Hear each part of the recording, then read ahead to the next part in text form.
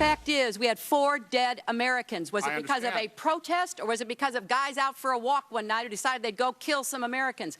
What difference at this point does it make? Well, that was former Secretary of State Hillary Clinton testifying at a Senate Benghazi hearing back in January. During Wednesday's House hearings, one of the whistleblowers who testified, former regional security officer in Libya, Eric Nordstrom, responded. It matters to me personally, and it matters to my colleagues, at the Department of State.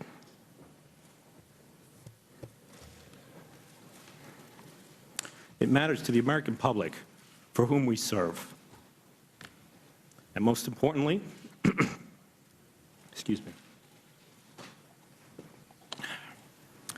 it matters to the friends and family of Ambassador Stevens, Sean Smith, Glenn Doherty, and Tyrone Woods, who were murdered on September 11th, 2012. Sean Smith's mother, Pat, was at the hearings. Now, this weekend is the first Mother's Day that she won't have Sean to talk to, and she joins me now. Pat, I appreciate so much your being here on what I know is a very, very tough weekend for you. Pat, you were at the hearings. Did you hear anything that brought closure or that gave you a new level of comfort regarding the death of your son? Absolutely not. I'm still waiting for answers to just about everything. I do want to say one thing, though. I want to wish Hillary a happy Mother's Day. She's got her child. I don't have mine because of her. You have been very clear that you believe that Hillary is, at least in part, responsible for what happened that night. You talked to her face to face when your son's body was brought back. What did she say to you? She said that she blamed the video just like all the rest of them did.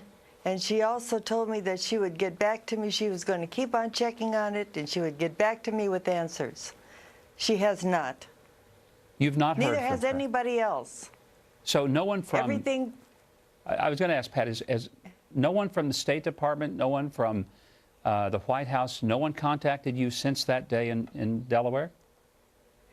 Only one person contacted me. It was a clerk of some kind that read to me from the timeline that I already had, the timeline of the second day after it, the first timeline. What do you hope they will tell you? What do you want to hear from them that would at least bring some comfort to you? Because I can't even imagine your pain. I mean, I'm a parent, and parents aren't supposed to bury their children. Our children are supposed to bury us, is the way it works. So most of us can't relate to the hurt you have. What would help you if you could hear from someone in the government? I want someone to admit that they blew it and that they made the wrong decision. I know these are hard decisions to make. I could probably never make those kind of decisions. But I do know that they asked for help. They were refused.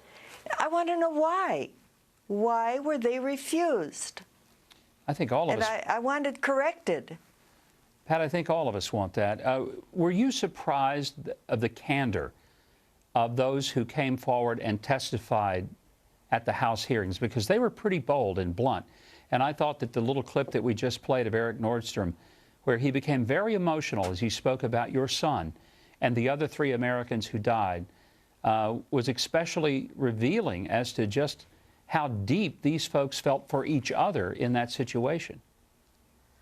I know they felt bad. I could feel it. I could just feel how they felt. That's how I felt too. But the government doesn't care.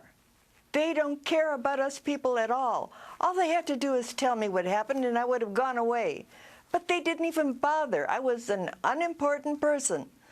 And now I'm an unimportant person that doesn't have a child for Mother's Day, and I feel it so deeply. They cannot understand how I feel. Well, Pat, let me just say, you're not an unimportant person, and that's why we wanted to talk to you, because we think that not only are you important, we think that your son, his life, his service to this country was important. He served honorably in the military. He served honorably as a part of foreign service. And one of the reasons that I really hope that we continue to beg and push and plead and demand answers is for you, Pat, and for the other family members. For all of us as Americans, this matters, but it can't matter as much to any of us as it matters to you. And that's one of the reasons that I want you to be able to tell your story and to share just the pain that you're having to endure, because nobody will give you a straight-up answer. They don't care. They don't care. Well, Pat, I want to assure you we do. And on this Mother's Day weekend, I am so sorry that you're not being able to share it with Sean. I want you to know we are not going to stand by and forget this. And I promise to you that whether we get answers, we will relentlessly pursue them because you deserve them. We all need to know what happened. Pat, any last thoughts from you? We have other sons and daughters over there. It's too late for my son, I know that. But we have more out there, and they're going to be treated the same way. People, rise up and let them know you don't want that. Well, Pat, God bless you and thank you. I appreciate your being here with us. Thank you very, very much. And we'll be right back. Thank you.